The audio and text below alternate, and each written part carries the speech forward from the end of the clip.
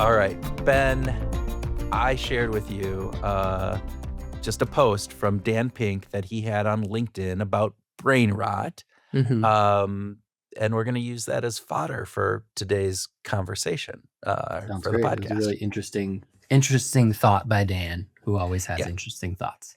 And again, yeah, it really is. He's a super bright, wonderful guy. I interviewed him on behavioral grooves and different things, but he had, and it was just a short post. It wasn't like a long kind of component, which is what I love about Dan is he kind of summarizes things down.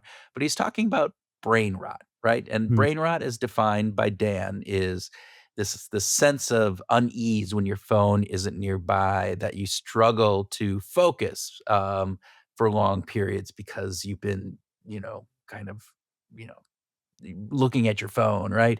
And that even good things that happen in your life feel a little flat. Not a good feeling, right? And this is something we talked about in the last episode about phone and social media addiction and different ways that it's pulling our attention in every different direction and how it's a battle against our own behavior and our own innate, everything that we're fighting against ourselves is being thrown at us from the algorithms, dopamine, notifications, all that stuff is training the brain to crave the stimulation of that quick dopamine hit as opposed to the steady progress of other things in our lives. And I think that's where that uneasiness is probably coming from, right? Okay, repeat that last part. What did you just say? Because I think that nails it. The stimulation piece. Yeah. Yeah, our brain is getting addicted to these quick, hot stimulation moments, right? And it's not allowing us to focus on the steady progress that actually gives us that long term Yeah. Well, positive, you know. yeah, I mean, you think about it, I mean, the we've evolved as humans Mhm. um, without having all these like short, quick stimulation things. And so that's what has allowed us to progress and ultimately what rewards, kind of who we are and our soul and the sense of purpose and meaning that we have in life. And so so Dan was very aware brain rot happens. It happens to all of us. This whole piece in this social media addiction or different pieces of that. And he offered up some tips. He said, get outside, right? You can get outside, get up, move, do different things like that. Read long format. So, that our attention span that's decreasing. Well, force yourself. Read long articles, read books, do that, be okay with boredom. He had a couple others in there, but one that he had, and this is what I wanna really focus this episode in on, is he said, "Create more than you consume." And he had a little element after that. It said, "Even a little creation rewires the system." So, that's what I want today's episode And to be on. yeah, and I love that idea. I personally come from a creative background. My mom is an artist. My grandfather was an artist. When we were kids, we didn't have Like, cable. We were literal Yeah, we artists, were the yeah, weird ones. We didn't have TV cable, right? So yeah. we sewed pillows, we painted, we made Ukrainian Easter eggs. We all sat around the table when we were little kids and we did the the Yep. dipping it in ink and all that. So, there was a lot of creation when I was growing up, and I think that that's so important for feeding your intrinsic needs to, you know, produce something and let things out of your brain. And I think that's something that we're losing a lot of too, including myself. As I get older, I've found myself creating less for my own just pure enjoyment, right? And I love, yeah, I am 100% in agreement. I mean, I grew up in days where we didn't have cable, so I couldn't even, have there you go, I'm aging myself out here. But I think that the world has shifted, and it has shifted in a way that is more likely to lead us to brain rot, and we need to step out of it, right? And if we can do some of these things that Dan talked about, I mean, get out and exercise, clean the house, do different pieces, but just create more than you consume. And I loved it because it was doesn't say don't consume, it just says create more than you consume. And I love that piece because it puts something very, all right, if I spend an hour, on social media, what is the hour and 1 minute that I'm gonna be spending creating something? And I think that gives me, for me at least, a very tangible way of looking at this and saying, "Here is what I need to do." And for me, like, that creation can take a lot of different things. My dad, very similar, he was an engineer, but he painted and he carved and he did, I mean, he would come home from work and he would change out of his clothes and he'd go down in the basement. He'd be down in the basement for hours, either painting something, a picture, he'd be carving. I have carving things all over here. I mean, he carved this, and that's one of many things that I have from him. And so for myself, I don't carve, but I do paint horribly, but I paint, and so I realized that, there were a couple years where I didn't paint at all, and I've recently kinda got back into that, and I'm trying to do that, on a weekly basis. I write, I try to do that, create, even, like, things like this, there's a certain part that I think there's a creation in kind of building out these types of components, although we'll talk a little bit at the end, maybe like doing something for yourself, not necessarily Mhm. for other people. But what does creating look like for you? I mean, if you were to literally like say, what is it that I would create instead of consuming? What would that be? Th There's a lot of things. Before I get into that, I think you made a really important point there. When you mentioned painting, you said, "I paint horribly." Yeah. And I think that's critical here because a lot of people think creating has to be something you're good at or something that has if I'm gonna paint, well, it needs to be in a gallery or it needs to hang on the wall or whatever, and it doesn't. It's just a creative outlet, right? So Yeah. even if what you're creating is something you're bad at, if it brings you fulfillment and breaks you out of that moment, like, that's good. So for me, there's a lot of things I like to do. I grew up drawing. I love to sketch, like even just terrible sketches. I have a whole bundle of, building designs, houses that I want to build someday over here that'll never come to fruition, but that's okay because I got them out of my head. Weird sketches. My sister was just sending me photos of a pile of sketches she found in my parents' basement as they're cleaning out their house to sell, which is a whole nother story. And they're so strange, but they're so interesting to look at. And my wife was a little bit scared of them. She was like, "What's going on in your brain that that's what you drew?" But yeah, that's another story.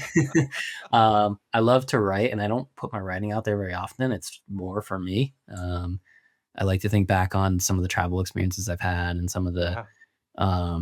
things that I've enjoyed doing in life and just jot down my observations on that. I have a whole Unfortunately, some of them are on my phone, but that's okay. Like if I'm out and about and I have an idea, I'll sit down and write it on my phone and then later I'll write it out in more depth. Um, I actually love to cook. One of the things that Yeah. I like to end my day. Since having a kid, it's been a lot less of a priority. The dinners are quicker, but it used to be every night I would cook a nice dinner and I'd just pause at 6 o'clock and an hour without my phone. If I had a recipe, I'd try to look at a book or, pull it up on my computer, but not be scrolling through or whatever. And I was gonna say you um, cook mostly without a recipe. If a I've lot of times in I'm just my making things up. experience, you're wonderful at kind of like, "Oh, let's combine this taste with this and let's see what we can do." It is a form of creation for you to that degree. I remember when I visited up in Alaska and you just took, like what you had in the fridge and "Oh, we'll make this. This is what we have." And it was fantastic. But there is that sense of creation that can come Mhm. from a multitude of different places that doesn't have to be, writing. It's interesting. I look back, I have, like, notebooks from high school and college and even a few years after college that just have random writings in them, random poems, random thoughts on the world, random drawings, as you said, like, again, bad illustrations, different pieces, and I don't do that anymore. I don't have that notepad that I'm scribbling in.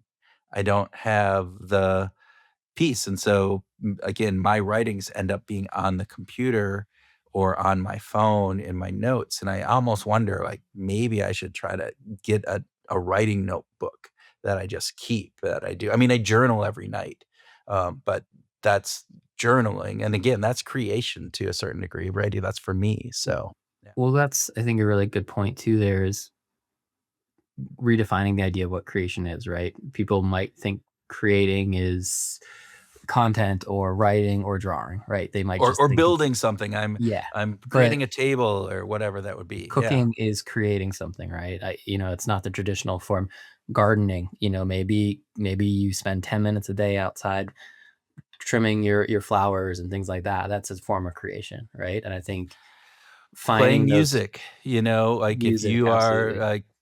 practicing drums or guitar, or again, I can't, I know 3 chords, but I enjoy just playing around that, or like on the piano. Mhm. So I think there's a whole bunch of those types of things. Absolutely right.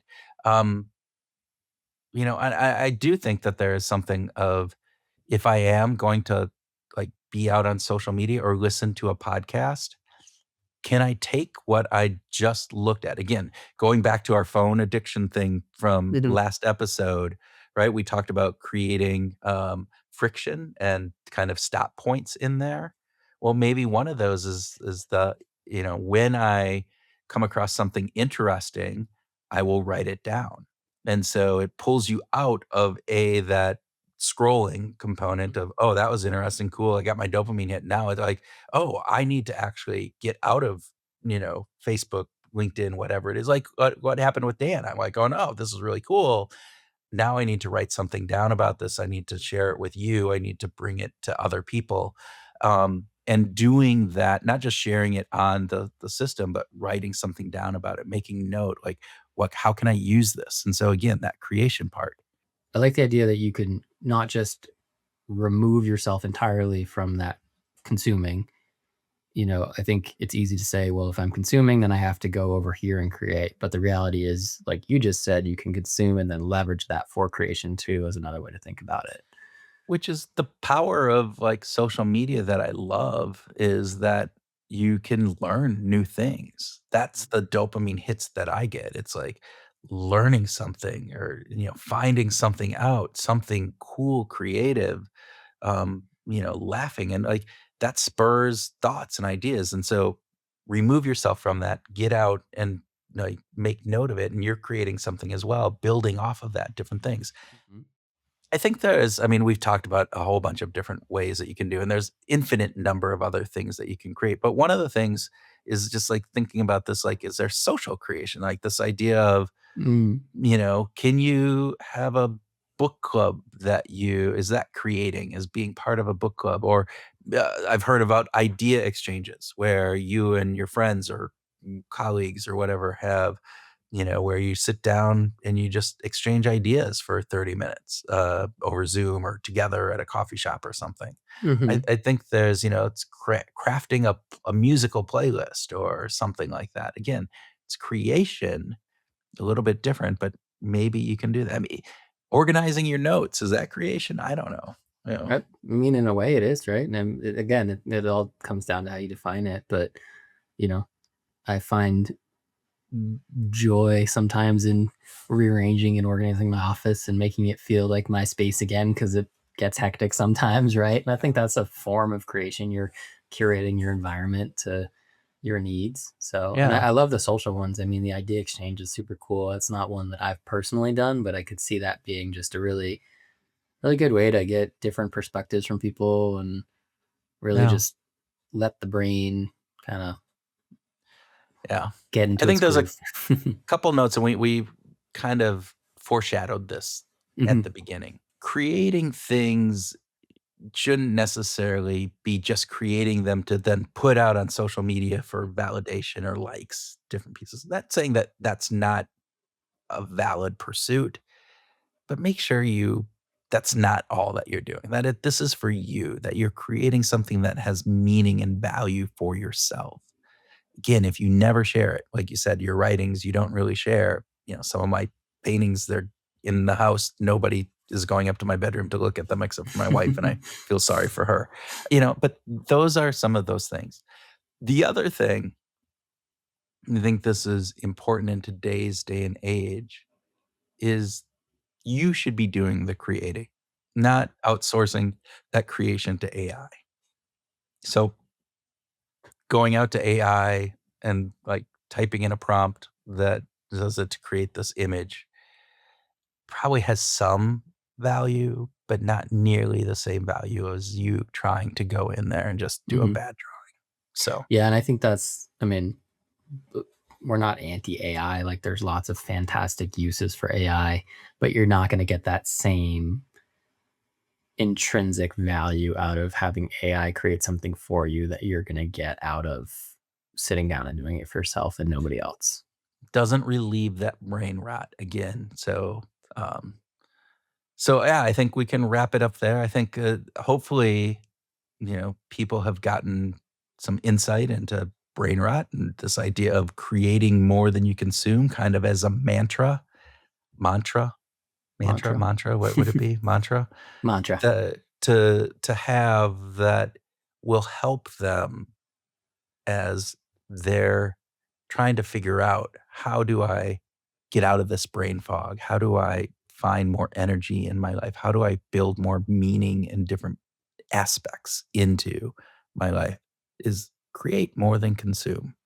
And with that, I think super important takeaway too is like we said earlier, it doesn't have to be good and be creative with thinking about what creating is, right? It doesn't have to be drawing a picture or building something, right? It can be whatever fulfills you. So, with I love that, that. Be creative about creativity or creating. Yeah. So with that, thank you for listening, and hopefully you can use this to shift your life in a positive way.